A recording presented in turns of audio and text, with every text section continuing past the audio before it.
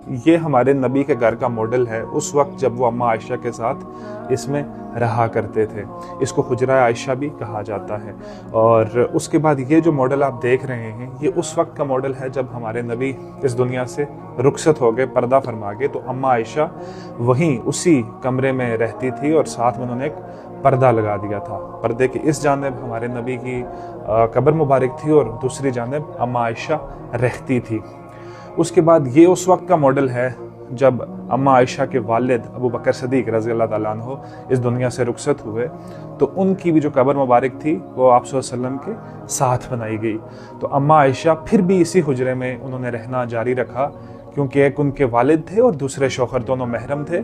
तो वो उसी हुजरे में रहा करती थी अबू बकर सदीक रज़ी अल्लाह ताला अन्हु के बाद भी।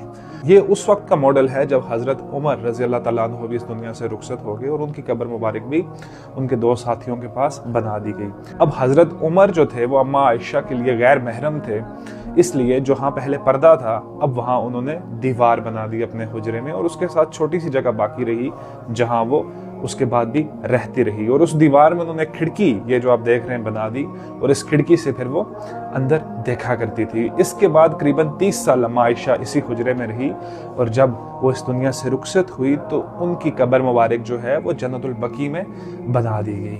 उसके बाद इस पूरे हुजरे को चारों तरफ से बंद कर दिया गया। इस हुजरे में कोई भी नहीं जा सकता था।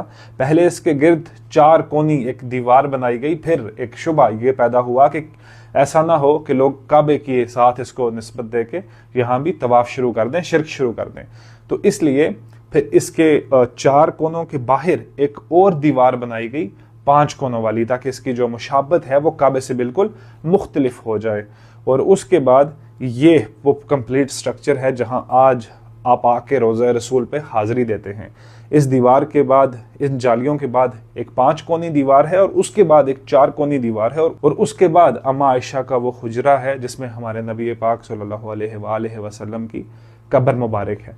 तो यहाँ पे आप आके सलाम पेश करते हैं और जो यहाँ के किंग हैं और बाहर से जो रॉयल गेस्ट आते हैं वो इस जाली के अंदर 5 कोनी जो दीवार है वहाँ तक सिर्फ जा सकते हैं, उसके अंदर कोई भी नहीं जा सकता, बेशक वो किसी भी पोजीशन पे हो। इस तरह की और वीडियोस देखना चाहते हैं तो मुझे फॉलो कर लें।